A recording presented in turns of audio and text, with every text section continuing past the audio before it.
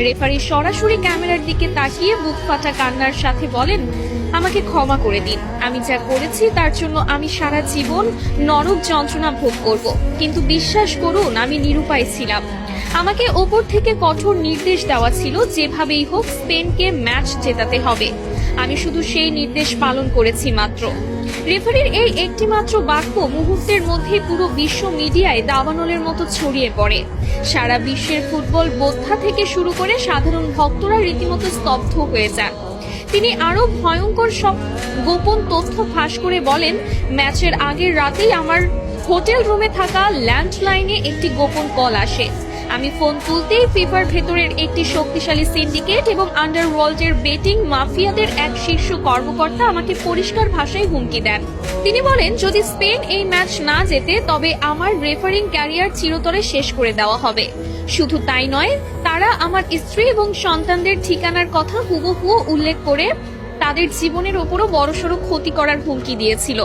আমাকে পরিষ্কার ভাষায় বলা হয়েছিল, যদি তুমি কাল মাঠে আমাদের কথা মতো কাজ না করো তবে তোমার পরিবারের লাশও কেউ খুঁজে পাবে না। ইউরোপিয়ান ফুটবলের ওই কালো টাকার সিন্ডিকেট কোনোভাবেই মেনে নিতে পারছিল না যে লাতিন আমেরিকার একটি দল টানা 2 বার বিশ্বকাপ নিয়ে যাবে। আমাকে বলা হয়েছিল যে কোনো মূল্যে যে কোনো অজুহাতে আর্জেন্টিনার খেলোয়াড়দের চাপে রাখতে হবে, তাদের স্বাভাবিক খেলা নষ্ট করে দিতে হবে। কান্নায় ভেঙে পড়ে এই রেফারি আরো বলেন, ম্যাচের বয়স যখন 93 মিনিট, এনজো ফার্নান্ডেজ যখন সামান্য একটি বল দখলের লড়াইয়ে ফাউল করেছিল, তখন আমার কানে ইয়ারপিসে ওপর থেকে সরাসরি নির্দেশ আসে, এটাই সুযোগ, আর দেরি করো না, ওকে সরাসরি লাল কার্ড দিয়ে মাঠ থেকে বের করে দাও। আমি নিজে মাঠে দাঁড়িয়ে অত্যন্ত কাছ থেকে দেখেছি, ওটা কোনোভাবেই লাল কার্ড দেওয়ার মতো অপরাধ ছিল না। আমি চেয়েছিলাম অন্তত VAR চেক করতে, কিন্তু আমাকে এয়ারপিসে VAR দেখতেও কঠোরভাবে নিষেধ করা হয়। যখন আমি পকেট থেকে লাল কার্ডটি বের করছিলাম তখন আমার হাত থরথর করে কাঁপছিল। এনজো যখন অবাক দৃষ্টিতে আমার দিকে তাকিয়েছিল তখন আমার মনে হচ্ছিল আমি মাটির নিচে মিশে যাই। 10 জনের আর্জেন্টিনা যখন বীরের মতো লড়ছিল, ডি পল আর ম্যাক অ্যালিস্টাররা যখন নিজেদের শরীরের শেষ রক্তবিন্দু দিয়ে স্পেনের একের পর এক আক্রমণ ঠেকাচ্ছিল, তখন আমি নিজেই ভেতর থেকে কুড়ে কুড়ে খাচ্ছিলাম। আমি স্পেনের অনেক বড় বড় ফাউল ইচ্ছা করেই এড়িয়ে গেছি, কারণ আমার উপর নির্দেশ ছিল প্রতিটা 50-50 ডিসিশন স্পেনের পক্ষে দেওয়ার। অতিরিক্ত সময়ে যখন স্পেনের ফেরান তোরেস গোলটি করলো তখন স্টেডিয়ামের স্প্যানিশ ভক্তরা উল্লাস করলেও আমার বুকের ভেতরটা অপরাধবোধে ভিন্ন হয়ে যাচ্ছিল।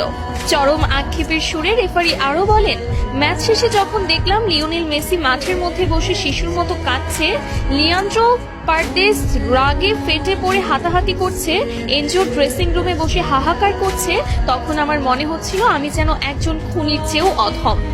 আমি ফুটবলের ঈশ্বরকে কাঁদিয়েছি। মেসি যখন শূন্য দৃষ্টিতে আমার দিকে তাকিয়ে মাঠ ছাড়ছিল, ওই চাহনি আমার বুকে তীরের মতো বিঁধেছে। গত কয়েক রাত আমি এক মুহূর্তের জন্য 2 চোখের পাতা এক করতে পারিনি। চোখ বন্ধ করলেই আমি মেসির সেই কান্নার দৃশ্য দেখতে পাচ্ছিলাম। এনজো ফার্নান্ডেজ যখন লাইভে এসে কাঁদছিল এবং বলছিল যে সে কোনো ফাউল করেনি, তখন আমার বিবেক আমাকে বিষাক্ত সাপের মতো দংশন করছিল। জীবনের ঝুঁকি নিয়ে রেফারি সবার সামনে আকুতি জানিয়ে বলেন, আমি জানি এই সত্যিটা বলার পর আমার ক্যারিয়ার আজ থেকেই শেষ হয়ে যাবে। হয়তো আমার জীবনের ওপরও হুমকি আসবে। ফিফার মাফিয়ারা আমাকে শান্তিতে থাকতে দেবে না। আমি জানি না কাল সকালে আমি আর বেঁচে থাকবো কিনা, কিন্তু আমি আর এই মিথ্যার বিশাল বোঝা বুকে নিয়ে বাঁচতে পারছিলাম না।